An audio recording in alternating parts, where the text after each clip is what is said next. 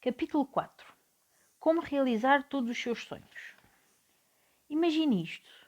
São 2 da manhã e o leitor ainda está acordado no sofá, de olhos embaciados e cérebro embotado a ver televisão. Porquê? Não sabe. A inércia faz com que seja mais fácil ficar aí sentado e continuar a olhar do que levantar-se e ir para a cama. Por isso, continua a ver. Perfeito. É assim que eu o apanho. Quando se sente apático, perdido e completamente passivo perante o seu destino, ninguém fica acordado a ver TV às 2 da manhã se tiver coisas importantes para fazer no dia a seguir. Ninguém tem falta de força de vontade para levantar o rabo do sofá durante horas sem fim, a não ser que esteja com alguma espécie de crise interior de esperança. E é exatamente dessa crise que quero falar. Eu apareço no seu ecrã de TV. Sou um remoinho de energia. Há cores vistosas e foleiras, efeitos sonoros pirosos. Estou praticamente aos gritos. Contudo, curiosamente, o meu sorriso é natural e relaxado. Sou reconfortante, como se estivesse a estabelecer contacto visual consigo, e apenas consigo. E se eu lhe dissesse que podia resolver todos os seus problemas? Digo. Por favor, pensa você. Não sabe bem nem metade dos meus problemas, amigo. E se eu lhe dissesse que posso fazer com que todos os seus sonhos se realizem? Claro, e eu sou a fada dos dentes. Ouça, eu sei como se sente, afirmo. Ninguém sabe como me sinto, diz você, por reflexo a si mesmo, surpreendido com o automatismo da resposta. Também eu, um dia me senti perdido, digo. Também me senti sozinho, isolado, sem esperança. Também eu costumava ficar acordado à noite sem razão particular, perguntando-me se havia algo de errado comigo. Que força invisível era aquela entre mim e os meus sonhos? E sei que é isso que está a sentir, que de alguma forma perdeu alguma coisa, só não sabe o quê. Na verdade, digo estas coisas porque elas são vividas por toda a gente. São um facto da condição humana. Todos nos sentimos impotentes para igualizar a culpa inerente que acompanha a nossa existência. Todos sofremos e somos vitimizados em vários graus, especialmente quando somos jovens. E todos passamos uma vida inteira a tentar compensar esse sofrimento. E, em momentos da nossa vida em que as coisas não estão a correr tão bem, isto faz-nos desesperar. Mas, como a maioria das pessoas que têm dificuldades, o leitor embrulhou-se tanto na sua própria dor que se esqueceu de que a dor é comum e a luta não é só sua.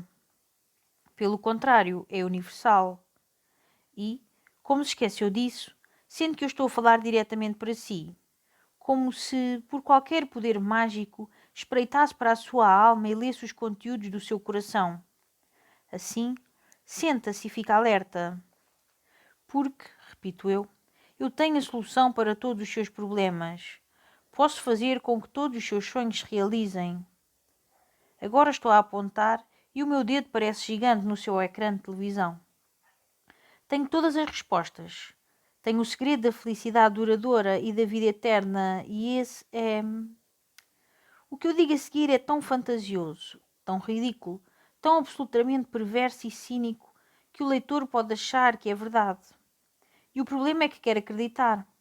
Precisa de acreditar. Eu represento a esperança e a salvação que o seu cérebro crescente deseja desesperadamente. Então, lentamente, o seu cérebro que pensa chega à conclusão de que a minha ideia é tão louca que até pode funcionar. Enquanto os anúncios prosseguem, a necessidade existencial de encontrar sentido em algum lado, seja onde for, derrota as suas defesas psicológicas e deixa-me entrar. Afinal, demonstrei um conhecimento arguto da sua dor, uma porta das traseiras para a sua verdade secreta, um veio profundo que atravessa o seu coração. Depois compreende que, com todos os meus grandes dentes brancos e palavras gritadas, eu falei consigo. Já estive, outrora, tão lixado como você. E consegui sair disso. Venha comigo. Continuo. Agora estou no auge. Os ângulos da câmara avançam e recuam, apanhando-me de lado, depois de frente. De repente, tenho uma audiência em estúdio diante de mim. Estão suspensos de cada palavra que eu digo. Uma mulher chora, Um homem está de queixo caído e o meu cai também. Agora estou completamente metido na sua vida. Vou dar-lhe satisfação permanente, filho da mãe. Preencherei cada lacuna, taparei todos os buracos. É só inscrever-se, por uma quantia módica. Quanto vale a felicidade para si? Quanto vale a esperança para si? Atue imediatamente, idiota. Inscreva-se hoje. Isto dito, você pega no telefone, vai ao site e introduz os algarismos. Verdade e salvação e felicidade para sempre. É tudo seu. Estão a ir na sua direção. Estará preparado? Como começar a sua própria religião? Uma introdução a um sistema comprovado que o ajudará a alcançar a bênção permanente e a salvação eterna. Ou devolvemos o seu dinheiro. Bem-vindo e parabéns por dar o primeiro passo para transformar todos os seus sonhos em realidade. No final deste curso, resolverá todos os problemas da sua vida. Viverá uma vida de abundância e liberdade. Estará rodeado por aqueles que ama e por amigos que o adoram. Garantido. É tão simples que toda a gente o pode fazer. Não é preciso instrução nem diploma. Apenas precisa de uma ligação de internet e um teclado a funcionar. E também você pode criar a sua própria religião. Sim, ouviu bem.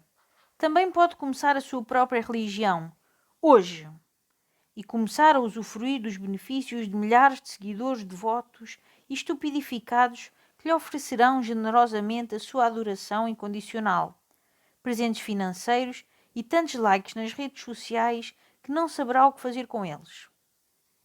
Neste programa de 6 passos tão simples que toda a gente pode concluir, cobriremos sistema de crenças, quer que a sua religião seja espiritual ou secular, focada no passado ou focada no futuro, quer que seja violenta ou não violenta. Termos e condições podem ser aplicáveis. Estas são todas as questões importantes, mas não se preocupe, apenas eu tenho as respostas. Como encontrar os seus primeiros seguidores? E, mais importante, quem quer que sejam os seus seguidores? Ricos, pobres, homens, mulheres, veganos. Tenham os conhecimentos necessários. Rituais, rituais, rituais. Comam isto, levantem-se aí, recitem aquilo, baixem a cabeça, ajoelhem-se e batam palmas. Façam uma roda e deem voltinhas. Não é preciso mais nada. A parte mais divertida da religião é inventar coisas estúpidas que todos concordem que significam alguma coisa. Vou fornecer-vos um guia completo para desenvolver os mais recentes e mais fixes rituais do bairro. Todos os miúdos vão falar acerca disto, sobretudo porque serão obrigados. Como escolher um bode expiatório? Nenhuma religião está completa sem um inimigo comum em cima do qual projetar o nosso tumulto interior. A vida é uma atrapalhada, mas por que haveria de lidar com os seus problemas quando pode culpar outra pessoa qualquer por eles? Perfeito. Vai descobrir um papão ou uma papoa e como convencer os seus seguidores a odiá-lo ou odiá-la. Nada nos une mais do que odiar o mesmo inimigo. Preparem as espingardas de assalto. E, finalmente, como fazer dinheiro? Para que começar uma religião se não lhe tirar proveito disso? O meu guia fornecer-lhe-á todos os pormenores fundamentais sobre como extorquir o máximo aos seus seguidores. Quer deseje dinheiro, fama, poder político ou orgias de sangue. Estou aqui para o ajudar. Repare, todos nós precisamos de comunidades para construir esperança. E todos precisamos de esperança para não ficarmos completamente passados e começarmos a snifar sais de banho. As religiões são a base para essa esperança comunitária e vamos aprender a construí-la de raiz. As religiões são uma coisa bonita. Quando se juntam pessoas suficientes com os mesmos valores, estas comportam-se de maneiras que nunca adotariam se estivessem sozinhas. A sua esperança amplifica-se numa espécie de efeito em rede, e a validação social de fazer parte de um grupo sequestra os seus cérebros que pensam e deixam-lhes os cérebros que sentem com rédea solta. As religiões juntam grupos de pessoas para mutuamente se validarem e fazerem sentir importantes. É um grande pacto silencioso de que, Se nos juntarmos sobre um propósito comum, nos sentiremos importantes e com valor, e a verdade desconfortável ficará muito mais distante. Psicologicamente, isto é altamente recompensador. As pessoas passam-se completamente e, o melhor de tudo, tornam-se altamente sugestionáveis. Paradoxalmente, é apenas num ambiente de grupo em que o indivíduo não tem controlo que ganha a percepção do autocontrole perfeito. O perigo deste acesso imediato ao cérebro que sente, contudo, é que os grandes grupos de pessoas tendem a fazer merdas altamente impulsivas e irracionais. Então, por um lado, as pessoas sentem-se completas, como se fossem compreendidas e amadas. Por outro, transformam-se, por vezes, em hordas raivosas e assassinas. Este guia vai conduzi-lo através dos passos para estabelecer a sua própria religião, para que desfrute os benefícios de milhares de seguidores sugestionáveis. Vamos começar.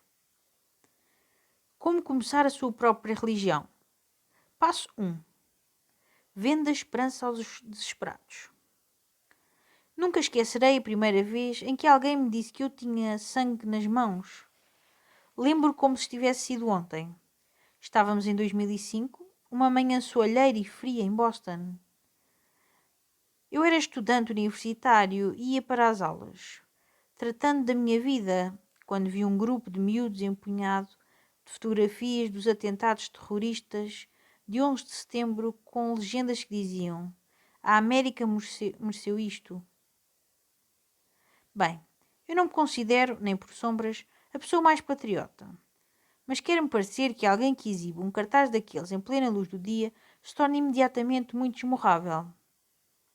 Parei e abordei os miúdos, perguntando-lhes o que estavam a fazer. Eles tinham montado uma mesinha com uma série de panfletos. Um tinha o Dick Cheney, com chifres de diabo e as palavras "assassina em massa" escrito por baixo. Outro tinha o George W. Bush com o bigode de Hitler.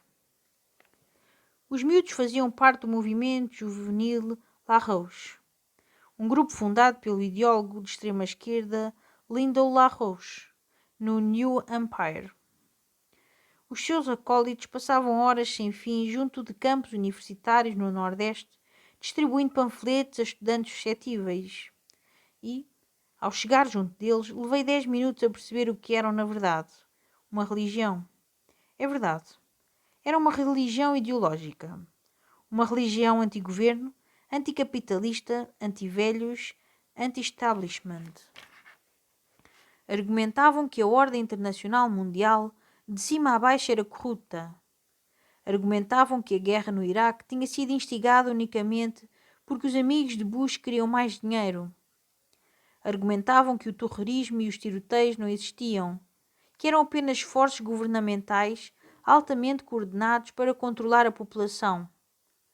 Não se preocupem, amigos de direita, anos mais tarde, eles desenhariam os mesmos bigodes de Hitler e fariam o mesmo tipo de afirmações acerca de Obama.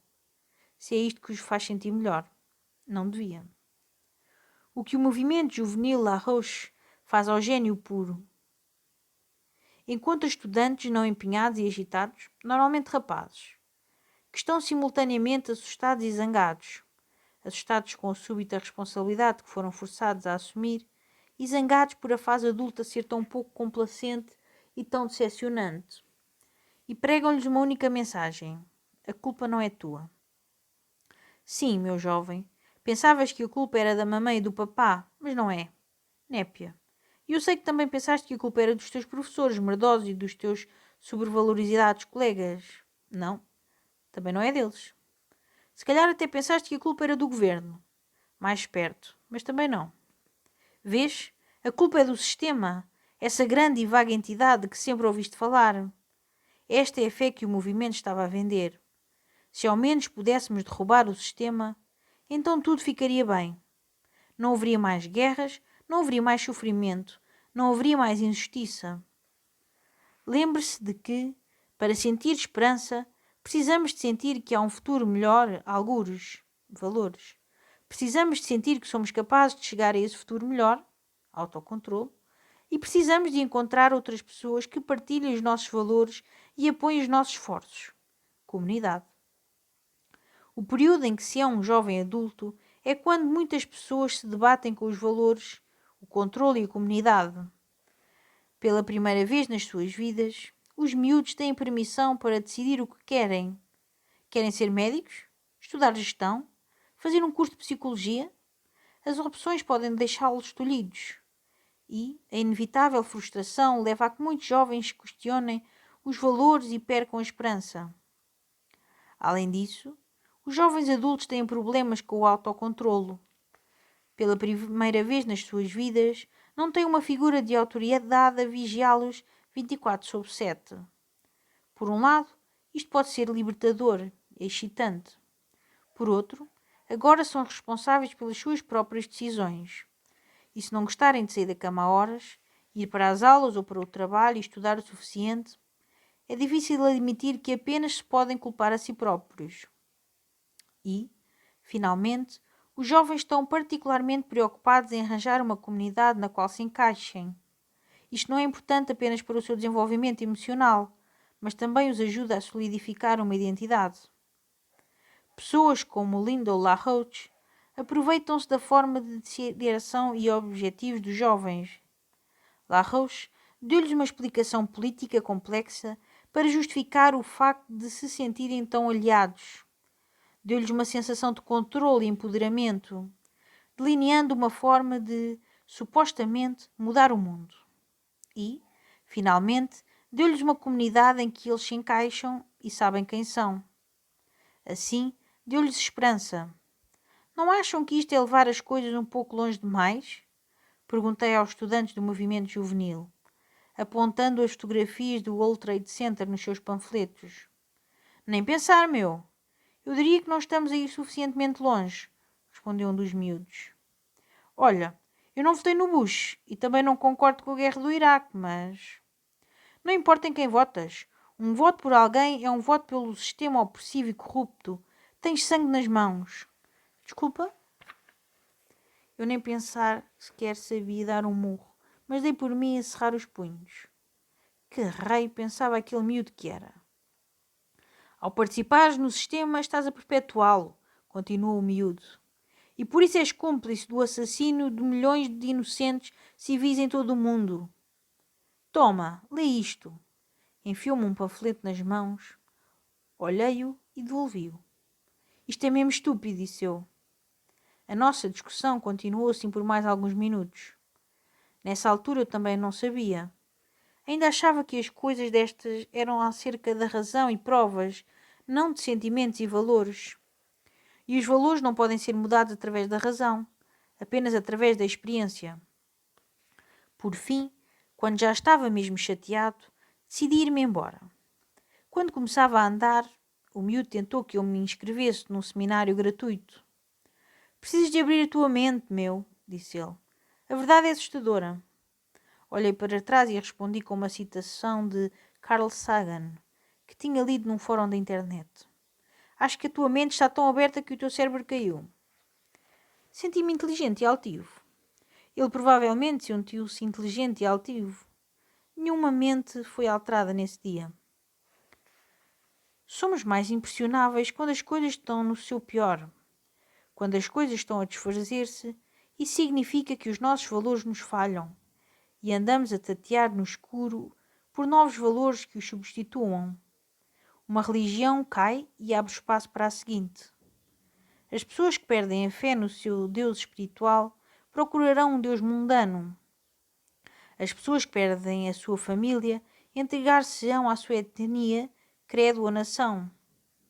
As pessoas que perdem a fé no seu governo ou país procurarão ideologias extremistas que lhes deem esperança. Há uma razão para as principais religiões do mundo terem um historial de enviar missionários para os recantos do mundo mais pobres e destruídos. Pessoas a morrer de fome acreditarão em tudo o que as mantém alimentadas. Para a sua nova religião, é melhor começar a pregar a mensagem às pessoas cujas vidas são piores. Os pobres, os marginalizados, os maltratados e esquecidos. Sabe, pessoas que passam o dia inteiro no Facebook. Jim Jones criou o seu séquio recrutando as minorias sem abrigo e marginalizadas com uma mensagem socialista misturada com a sua própria demente abordagem do cristianismo. Caramba, que digo eu? Jesus Cristo fez o mesmo. Buda também. Moisés. Bem, já perceberam a ideia. Os líderes religiosos pregam aos pobres, aos oprimidos e escravizados, dizendo-lhes que eles merecem o reino dos céus. Basicamente, vão-se foder. Direito às elites corruptas do momento. É uma mensagem fácil de passar. Hoje em dia, apelar aos desesperados é mais fácil do que nunca. Só precisa de uma conta numa rede social. Começa a postar merdas extremas e loucas e deixa o algoritmo fazer o resto. Quanto mais loucas e extremas forem as suas publicações, mais atenção atrairá e mais os desesperados voarão para si como moscas para a bosta de vaca. Não, é nada difícil. Mas não pode simplesmente pôr online e dizer uma coisa qualquer. Não, tem de ter uma mensagem semi-coerente. Tem de ter uma visão, porque é fácil pôr as pessoas irritadas e zangadas acerca de nada. A comunicação social criou todo um modelo de negócios a partir daí. Mas, para ter esperança, as pessoas precisam de sentir que fazem parte de um movimento mais amplo, que estão prestes a juntar-se ao lado vencedor da história. E, para isso, temos de lhes dar fé. Como começar a sua própria religião? Passo 2. Escolha a sua fé. Todos temos de ter fé em alguma coisa. Sem fé não há esperança. As pessoas que não são religiosas irritam-se quando ouvem a palavra fé. Mas ter fé é inevitável. As provas e a ciência baseiam-se na experiência passada. A esperança baseia-se na experiência futura. E todos dependemos de algum grau de fé em que alguma coisa de novo vai acontecer no futuro. Paga a sua hipoteca porque tem fé que o dinheiro é real. O crédito é real e um banco a ficar com as suas merdas todas também é real. Diz aos seus filhos para fazerem os trabalhos de casa porque tem fé que a educação deles é importante, que fará com que sejam adultos mais felizes e ricos. Tem fé que a felicidade existe e é possível. Tem fé que viver mais tempo vale a pena. Por isso esforça-se por manter-se seguro e saudável. Tem fé que o amor importa, que o trabalho importa, que alguma coisa importa. Assim, um ateu é algo que não existe. Bem, mais ou menos. Depende do que entenda por ateu. O que quer dizer é que todos temos de acreditar em fé, que alguma coisa é importante. Mesmo que seja um nihilista, acredita em fé que nada é mais importante que tudo o resto. Por isso, no final, é tudo fé. A questão importante é, então, fé em quê? Em que escolhe acreditar? O que quer que o nosso cérebro que sente adote o seu valor mais elevado, este topo da nossa hierarquia de valores torna-se a lente através da qual interpretamos todos os outros valores. Chamemos a este valor mais elevado o valor Deus. Para algumas pessoas, o valor Deus é o dinheiro. Estas pessoas veem todas as outras coisas, família, amor, prestígio, política, através do prisma do dinheiro. A família só os amará se eles fizerem dinheiro suficiente. Só serão respeitados se tiverem dinheiro. Todos os conflitos, frustrações, ciúmes, ansiedade, tudo se resume a dinheiro. O valor Deus de outras pessoas é o amor. Veem todos os outros valores através do prisma do amor. São contra o conflito em todas as suas formas, são contra tudo o que separa ou divide os outros. Obviamente, muitas pessoas adotam Jesus Cristo, ou Maomé, ou Buda, como o seu valor Deus. Depois, interpretam tudo o que experienciam através do prisma dos ensinamentos desses líderes espirituais. O valor Deus de algumas pessoas são elas próprias. Ou, melhor, o seu próprio poder ou empoderamento.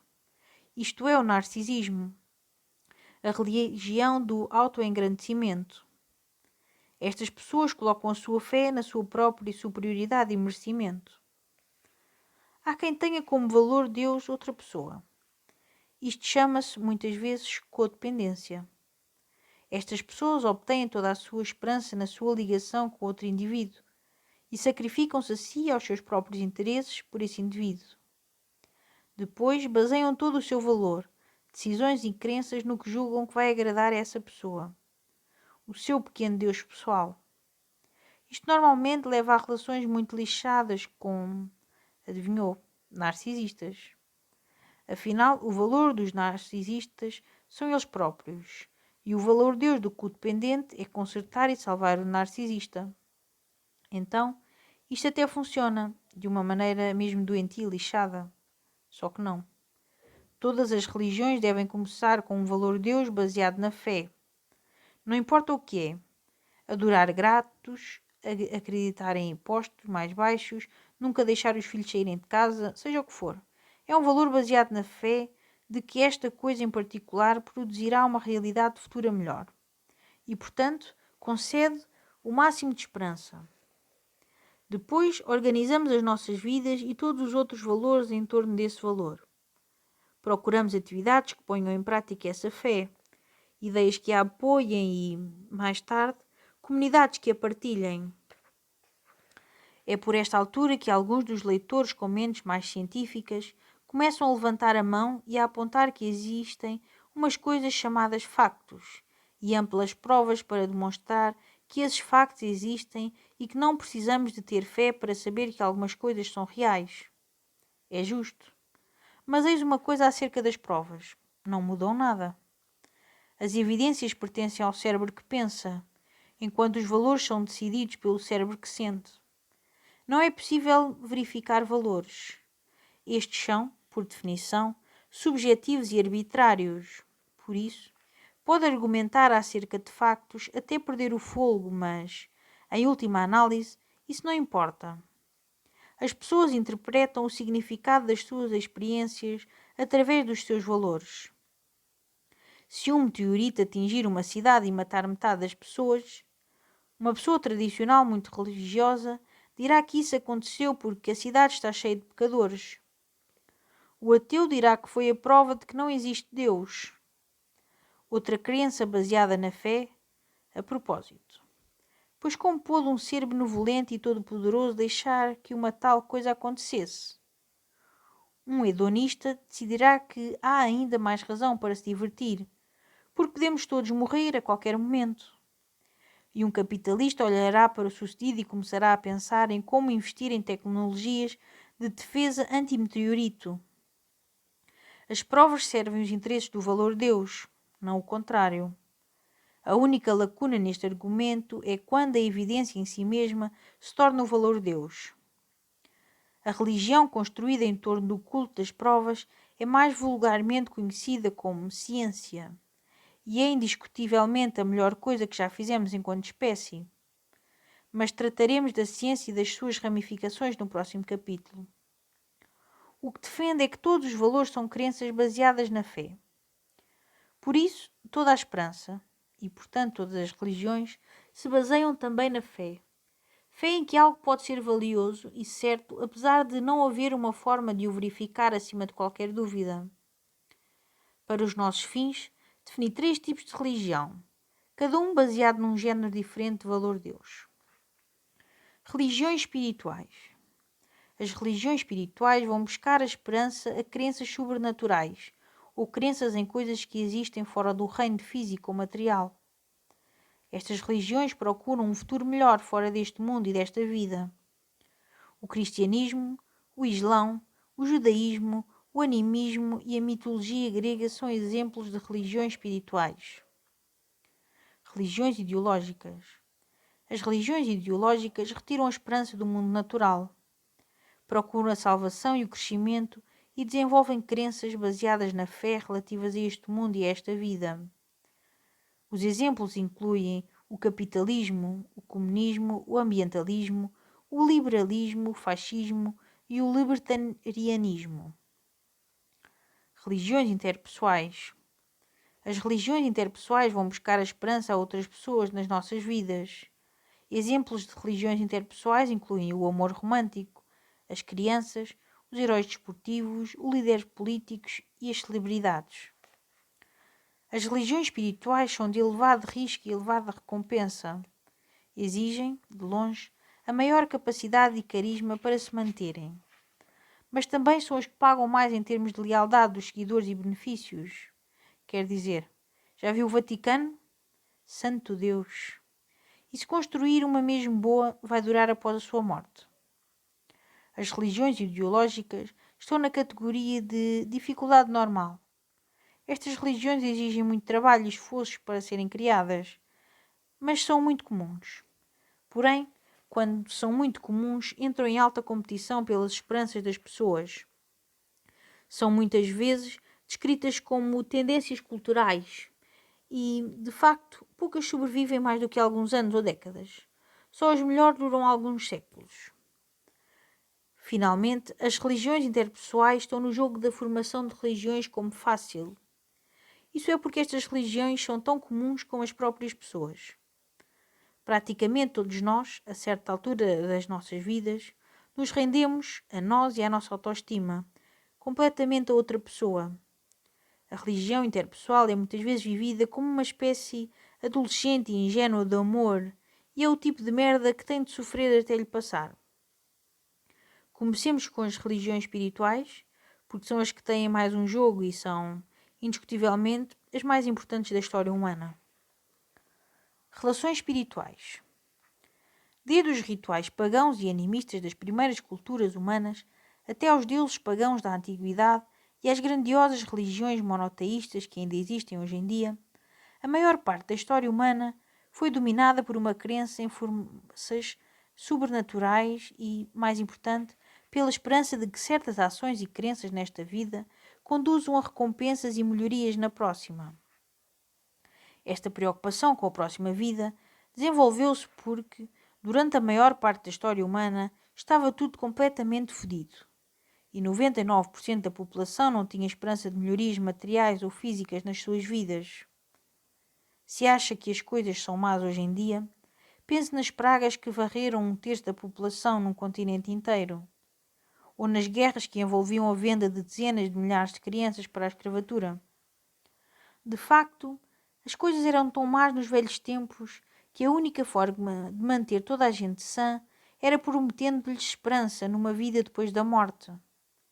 A religião da velha escola mantinha o tecido social coeso, porque dava às massas a garantia de que o seu sofrimento fazia sentido, de que Deus estava a observar e que seriam devidamente recompensadas. Caso não tenha dado por isso, as religiões espirituais são incrivelmente resilientes. Duram centenas, se não milhares de anos. Isto é porque as crenças sobrenaturais não podem ser confirmadas nem infirmadas. Assim, quando uma crença sobrenatural se aloja como valor a Deus de alguém, é quase impossível desalojá-la.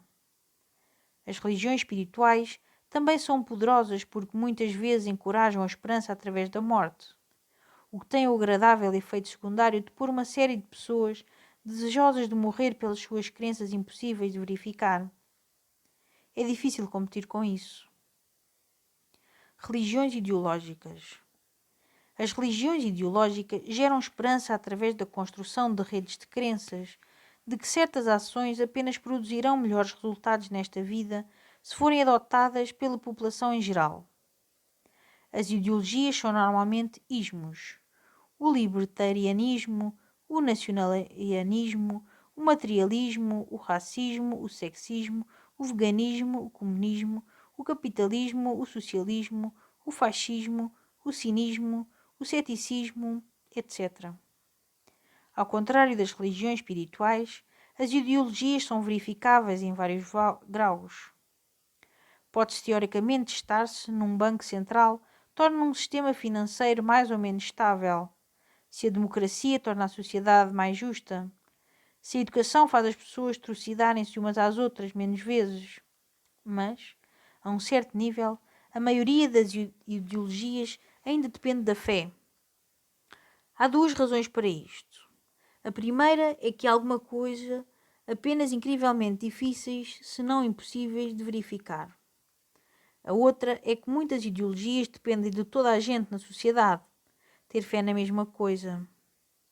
Por exemplo, não pode provar cientificamente que o dinheiro é intrinsecamente valioso, mas todos acreditamos que é, por isso é.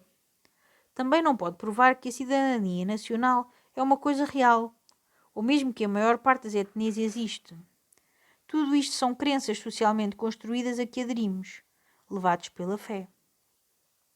O problema com as provas e as ideologias é que os humanos têm a tendência para pegar numa pequena prova e agarrar-se a ela, generalizando um par de ideias simples e populações inteiras e ao planeta.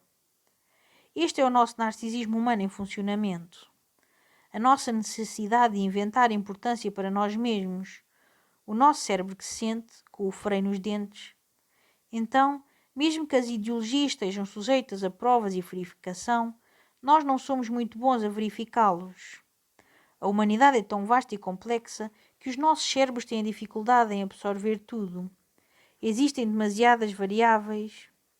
Assim, os nossos cérebros que pensam tomam inevitavelmente atalhos para manter crenças que, de outra forma, se revelariam uma trampa.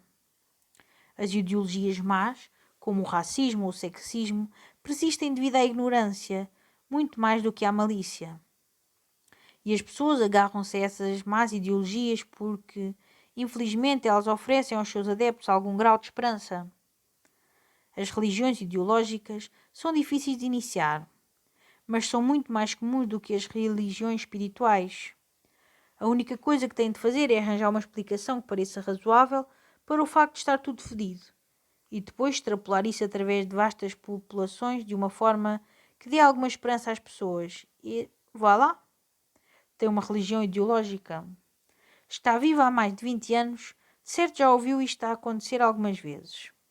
Só ao longo da minha vida já houve movimentos a favor dos direitos LGBT, da investigação das células estaminais e da descriminalização do consumo de drogas. De facto, muito do que se está a fazer as pessoas passarem-se hoje em dia é o facto de as ideologias tradicionalistas, nacionalistas e populistas estarem a ganhar poder político em grande parte do mundo. E estas ideologias procuram desmantelar muito o trabalho realizado pelas ideologias neoliberais, globalistas, feministas e ambientalistas do século XX. Religiões interpessoais. Todos os domingos, milhões de pessoas se juntam para fitar um relvado vazio. O relvado tem linhas brancas pintadas. Estes milhões de pessoas concordaram todas em acreditar, com fé, que estas linhas significam algo importante. Então, dezenas de homens ou mulheres fortes entram em campo. Alinham-se em formações aparentemente arbitrárias e lançam, ou pontapeiam, um pedaço de couro.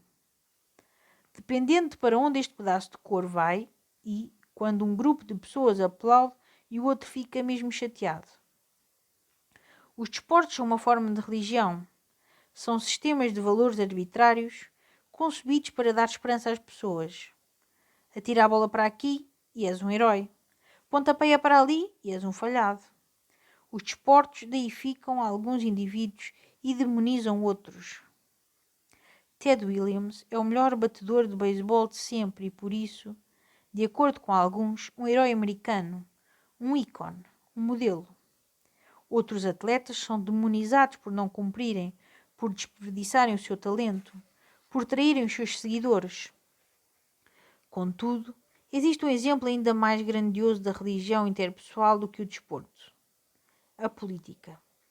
Através do mundo, reunimos-nos sobre um conjunto similar de valores e decidimos atribuir autoridade, liderança e virtude a um pequeno número de pessoas. Tal como as linhas num campo de futebol, os sistemas políticos são completamente inventados.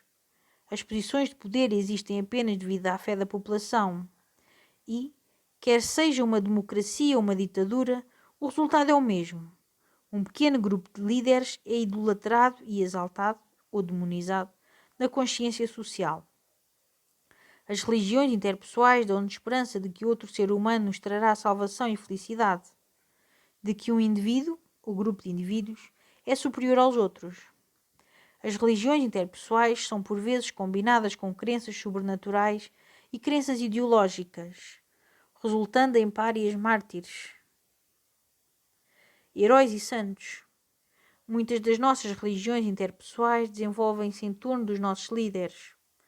Um presidente ou celebridade carismático que parece compreender tudo aquilo por que estamos a passar pode, aos nossos olhos, aproximar-se do nível de um valor Deus, e muito do que consideramos certo ou errado é filtrada através do que é bom ou mau para o nosso querido líder. Os fãs em geral são um género de religião de baixo nível.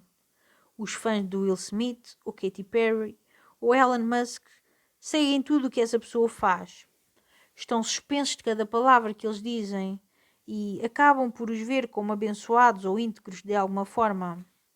A adoração dessa figura dá ao fã esperança num futuro melhor, mesmo que seja na forma de algo tão simples como futuros filmes, canções ou invenções.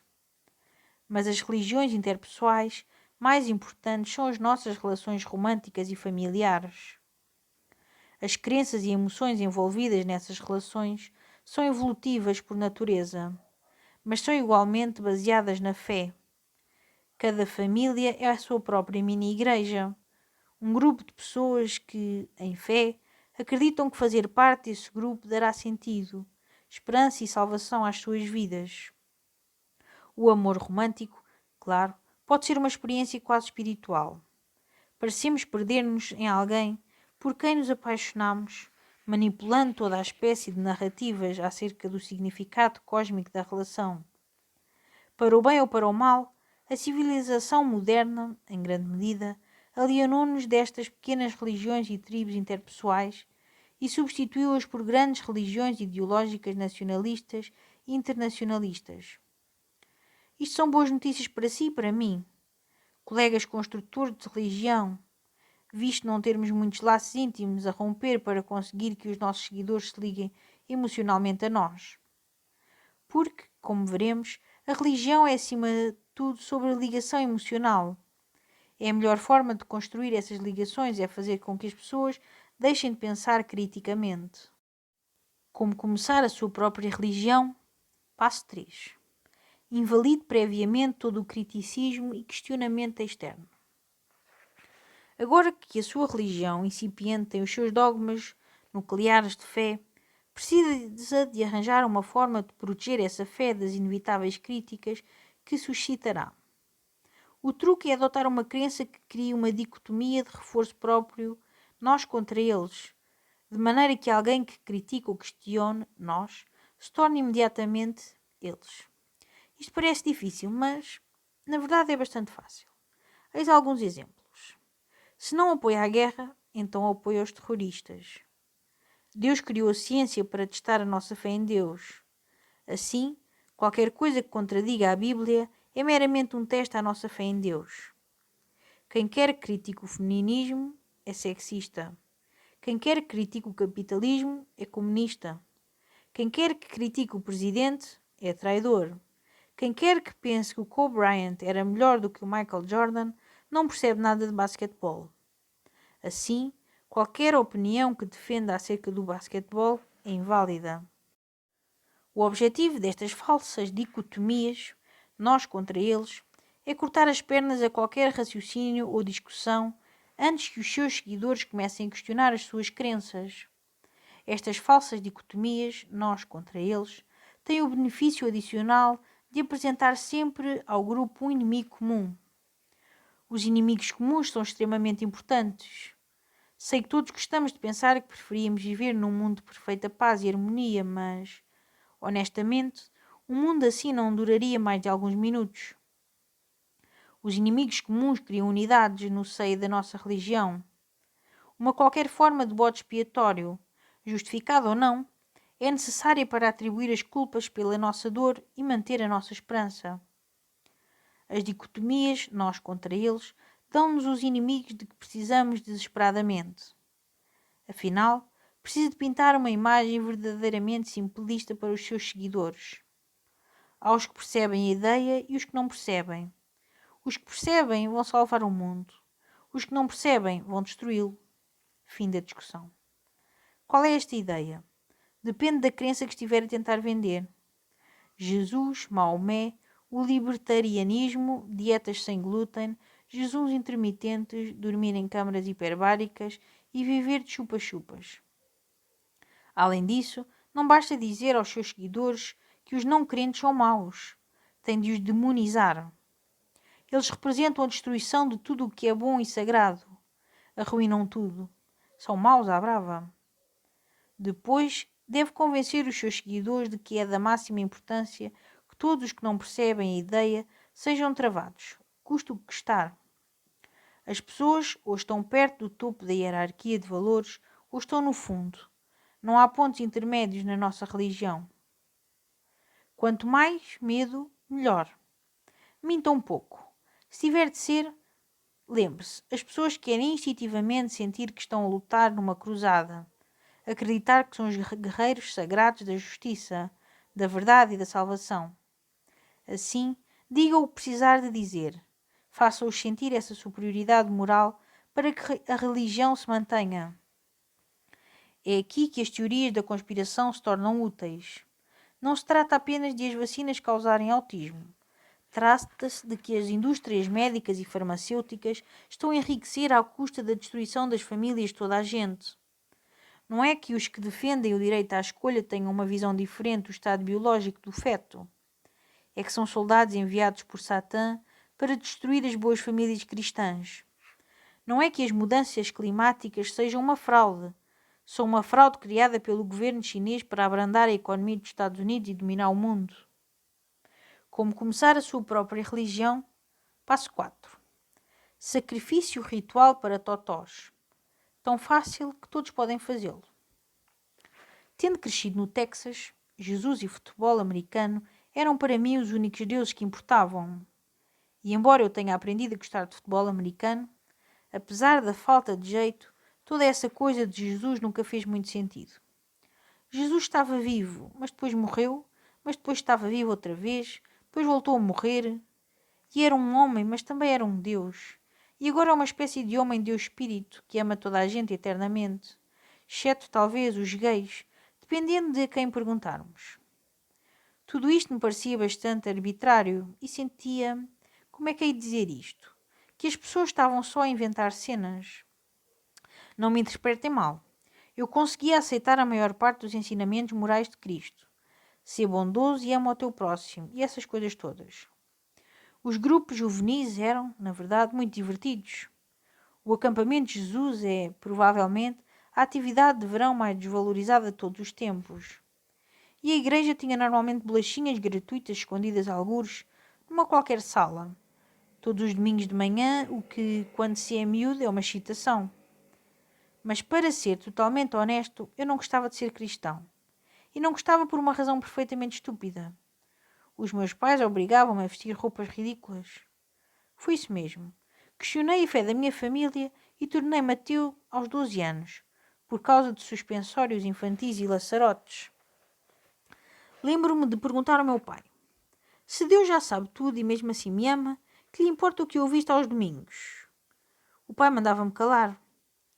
Mas, pai, se Deus vai sempre perdoar os nossos pecados, porque não podemos mentir e enganar e roubar o tempo todo? Outro: shh. Mas, pai, essa coisa da igreja nunca resultou para mim. Introduzia furtivamente t-shirts dos Nine Inch Nails na catequese antes de os meus testículos estarem completamente desenvolvidos, e um par de anos mais tarde consegui com dificuldade ler o meu primeiro livro de Nietzsche. A partir daí foi sempre a descer. Comecei a portar-me mal, faltava a catequese para fumar cigarro no parque de estacionamento que ficava ao lado, estava tudo acabado, eu era um pequeno herege. O questionamento aberto e o ceticismo acabaram por se tornar tão maus que o meu professor da catequese me chamou de lado uma manhã e me obrigou a fazer um acordo. Ele dava-me notas excelentes na aula de confirmação e diria aos meus pais que eu era um aluno modelo, se eu deixasse de questionar as inconsistências lógicas da Bíblia diante de todos os miúdos. Concordei. Isto provavelmente não o surpreenderá, mas não sou muito espiritual. Para mim, nada de crenças sobrenaturais, por favor. Retiro um prazer mórbido do caos e da incerteza. Isto, infelizmente, condenou-me a uma vida de luta com a verdade desconfortável. Mas é algo que acabei por aceitar acerca de mim. Agora, que sou mais velho, percebo que me enfarpelassem para aquela cena de Jesus. Apesar do que eu pensava na altura, não era que os meus pais, ou Deus, estivessem a torturar-me. Era uma questão de respeito, e não para com Deus, mas para com a comunidade, a religião. Vestir-se bem ao domingo é um sinal de virtude para os outros frequentadores da igreja. Esta cena de Jesus é um assunto sério. Faz parte da dinâmica nós contra eles. Assinala que somos um nós e que devemos ser tratados como tal. E depois há as togas. Já reparou que os momentos mais importantes da vida são sempre acompanhados por alguém de toga?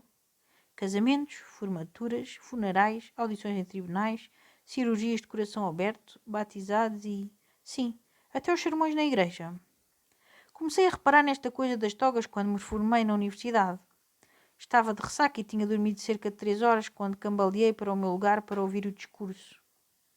Olhei em volta e pensei, como caraças, não tinha visto tanta gente de toga desde a última vez em que fui à igreja. Depois olhei para baixo e percebi, com horror, que era um deles. A toga. Uma pista visual que indica estatuto e importância é parte da cena do ritual. E nós precisamos de rituais para que os nossos valores sejam tangíveis. Não pode pensar o processo que o leva a valorizar alguma coisa. Tem de o viver.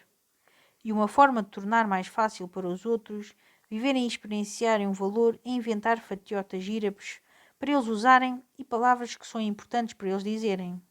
Em resumo, dar-lhes rituais. Os rituais são representações visuais e experienciais do que consideramos importante. É por isso que todas as religiões os têm.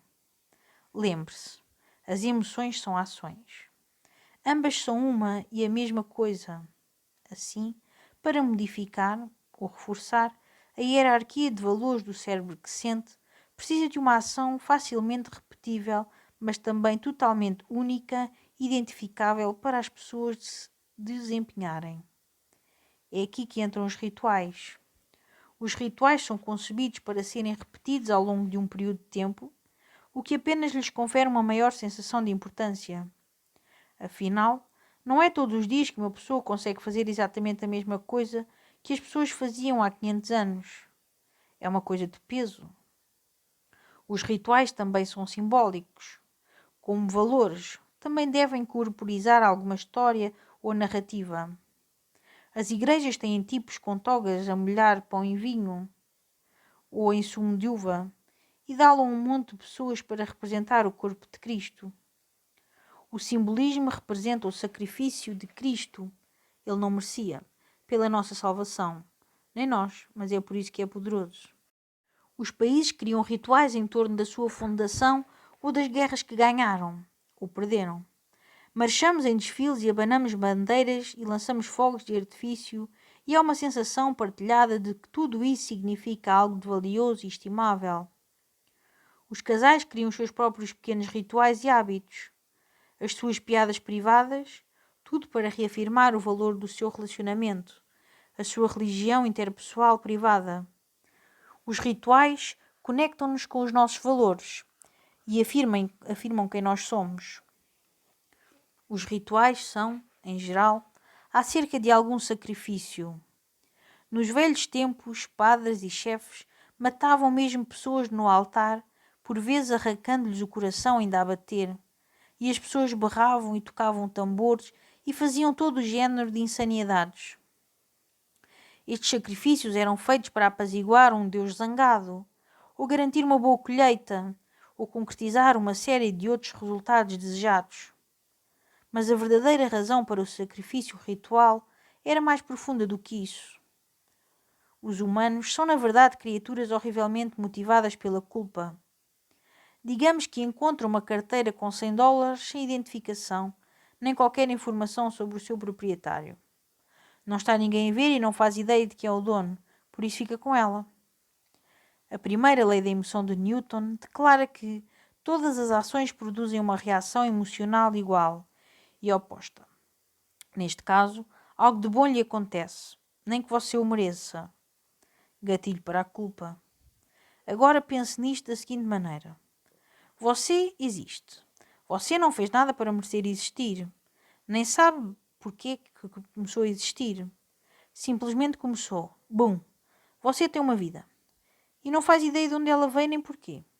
Se acha que foi Deus que lhe concedeu, caramba! Tem uma grande dívida para com ele. Mas mesmo que não acredite em Deus, caraças, você foi abençoado com a vida. O que é que fez para merecer isso? Como é que pode viver de maneira que a sua vida valha a pena?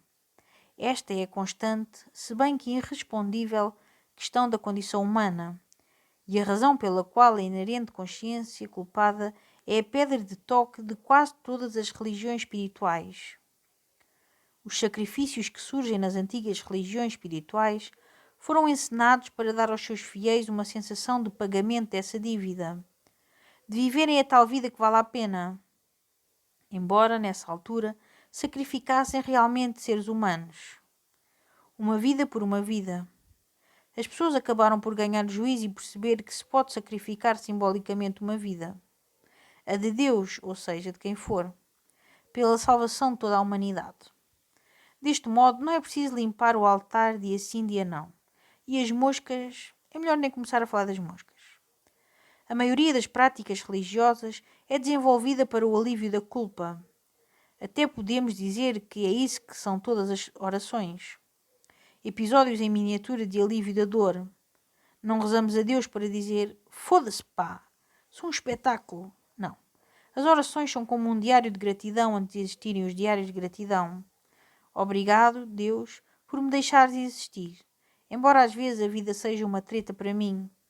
Desculpa-me por ter dito e pensado todas aquelas maldades. Bom. Sensação de culpa absolvida, pelo menos por algum tempo. As religiões ideológicas tratam da questão da culpa com muita mais eficiência do que as espirituais. As nações dirigem os sentimentos de culpa existencial das pessoas para o serviço militar. O nosso país deu-te essas oportunidades todas, por isso veste um maldito uniforme e luta para as protegeres. As ideologias de direita normalmente percebem o sacrifício necessário em termos de proteger o próprio país e a família.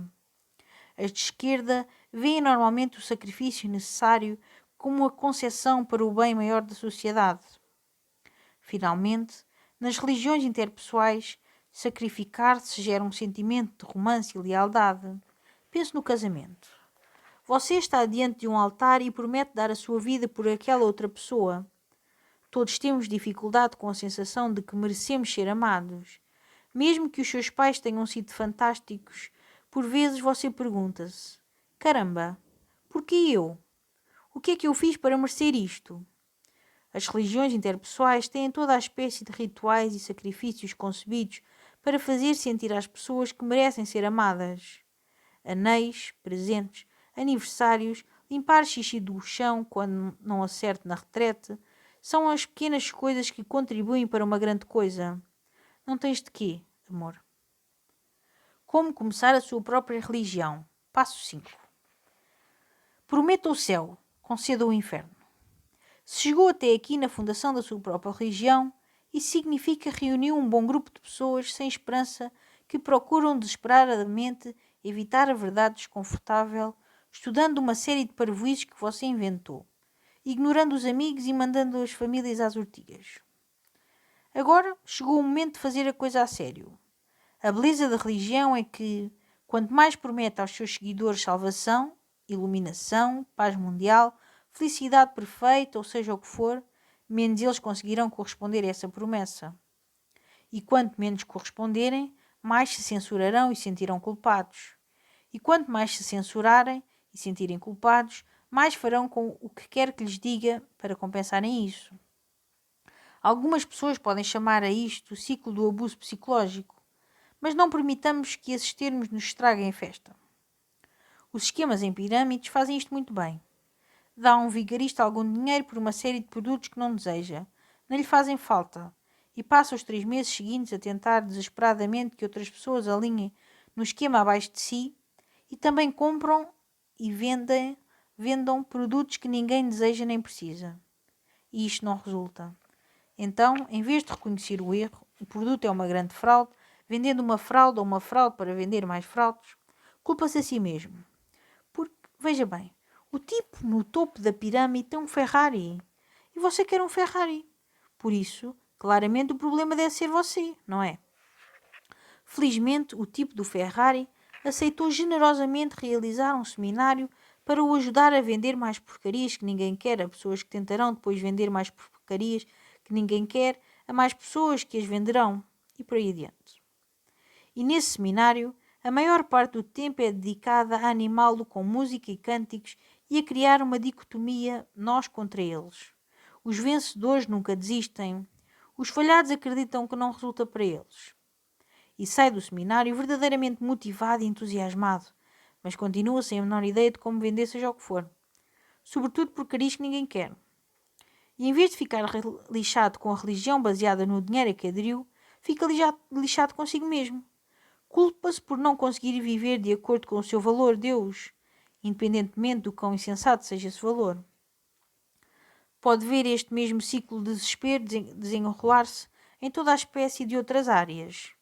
Planos fitness e de dieta, ativismo político, seminários de autoajuda, planeamento financeiro, visitar a sua avó num feriado. A mensagem é sempre a mesma. Quanto mais o faz, mais lhe dizem que precisa de o fazer para finalmente sentir a satisfação que lhe foi prometida. Contudo, essa satisfação nunca chega. Olhe, vamos interromper por um segundo. Deixe-me ser eu a dar-lhe as más notícias. A dor humana é como o jogo da caça à toupeira.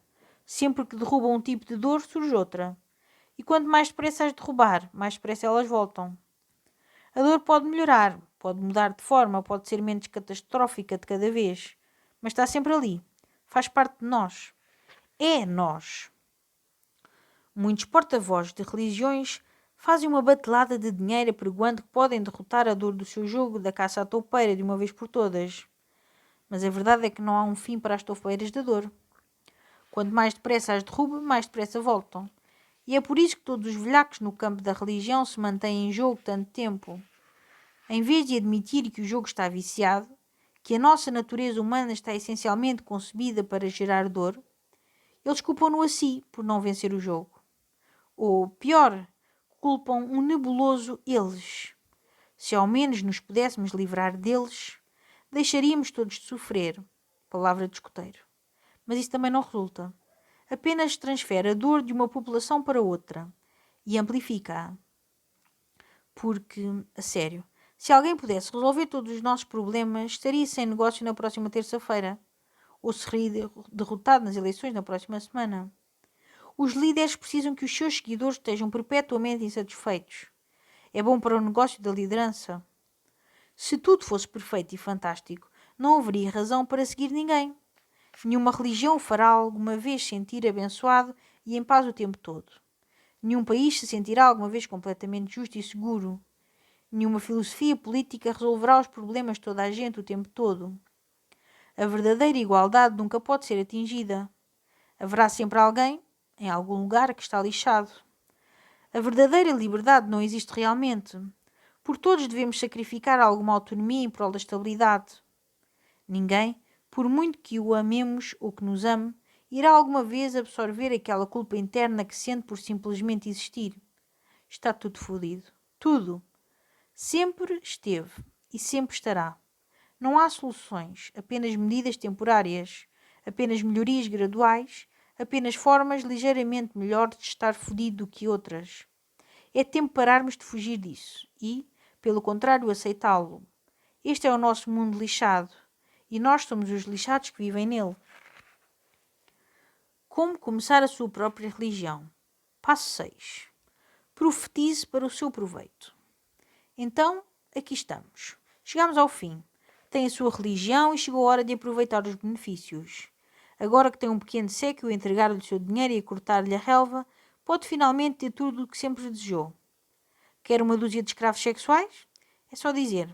Inventa as escrituras. Diga aos seus seguidores que o estágio 6 da iluminação Manet apenas pode ser atingido através dos orgasmos do profeta. Quer uma grande extensão de terra no meio de Nhures? Diga aos seus seguidores que apenas você pode construir o paraíso para eles e que este precisa de ser realmente longe. Oh, e a propósito, eles têm de o pagar. Quer poder e prestígio? Diga aos seus seguidores que o aleijam, ou melhor, ainda que derrotem pela violência o governo atual. Se fizer bem o seu trabalho, eles estarão dispostos a dar as suas vidas por si. As oportunidades são verdadeiramente infindáveis. Acabou-se a solidão. Acabaram-se os problemas relacionais. Acabaram-se os apuros financeiros. Pode concretizar os seus sonhos mais loucos. Apenas tem de pisar os sonhos e esperanças de milhares de outras pessoas para aí chegar. Sim, meu amigo, você trabalhou duramente para isto. Por isso, merece todos os benefícios sem quaisquer preocupações sociais ou argumentos pedantes acerca de ética e quejandos. Porque é isso que você faz quando começa a sua própria religião. Decide o que é ético e decide o que é moral. Talvez toda esta coisa de começar uma religião o faça estremecer. Bem, detesto dar-lhe esta notícia, mas você já está envolvido nenhuma. Quer se aperceba disso, quer não. Já adotou as crenças e os valores de um grupo, já participa nos rituais e oferece sacrifícios, já desenha a linha nós contra eles e já se isola intelectualmente. É isto que fazemos todos. As crenças religiosas e os comportamentos tribais que as constituem são uma parte fundamental da nossa natureza. É impossível não os adotar. Se pensa que está acima da religião, que usa a lógica e a razão, lamento informá-lo de que está errado. Você é um de nós. Se pensa que está bem informado e é muito instruído, não é. Continua a ser uma merda. Todos temos de ter fé em alguma coisa. Devemos encontrar valor em alguma coisa. É assim que sobrevivemos e prosperamos psicologicamente. É assim que encontramos esperança. E mesmo que tenha uma visão para o futuro melhor, é demasiado difícil persegui-la sozinho. Para realizar qualquer sonho, precisamos de redes de apoio e de raciocínios logísticos. É preciso um exército, literalmente. É a nossa hierarquia de valores, conforme expressa através das histórias da religião e partilhada por milhares ou milhões, que atrai, organiza e empurra os sistemas humanos para a frente, numa espécie de competição darwiniana. As religiões competem no mundo por recursos e as religiões que tendem a vencer são aquelas cujas hierarquias de valores fazem o uso mais eficiente do trabalho e do capital. E à medida que vencem, mais e mais pessoas aderem à hierarquia de valores da religião vencedora, pois esta revelou ter mais préstimo para os indivíduos e para a população. Estas religiões vitoriosas, então, estabilizam e tornam-se a base para a cultura. Mas eis o problema. Sempre que uma religião é bem-sucedida, sempre que espalha amplamente a sua mensagem e passa a dominar numa vasta extensão de emoção e empreendimentos humanos, os seus valores mudam. O valor Deus da religião já não compreende os princípios que começaram por inspirar a religião. O seu valor Deus muda lentamente e torna-se preservação da própria religião, não perder o que se ganhou. E é aqui que começa a corrupção. Quando os valores originais que definiam a religião, o movimento, a revolução, são postos de lado em nome da manutenção do status quo. Isto é narcisismo ao nível organizacional. É assim que se passa de Jesus às cruzadas, do marxismo aos gulags, de uma capela de casamentos para um tribunal de divórcios. Esta corrupção dos valores originais da religião causa a decadência do séquio da religião, levando ao surgimento de novas religiões reacionárias que acabarão por conquistar a original, e todo o processo recomeça. Neste sentido, o sucesso é, em vários aspectos, muito mais precário do que o fracasso. Primeiro, porque quanto mais ganhamos, mais temos a perder. E, segundo, porque quanto mais temos a perder, mais difícil é manter a esperança. Mas, mais importante, porque ao vivenciar as nossas esperanças, perdemos-las. Vemos que as nossas visões para um futuro perfeito não são tão perfeitas, que os nossos sonhos e aspirações estão impregnados de falhas inesperadas e sacrifícios imprevistos. Porque a única coisa que alguma vez pode destruir verdadeiramente um sonho é vê-lo tornar-se realidade.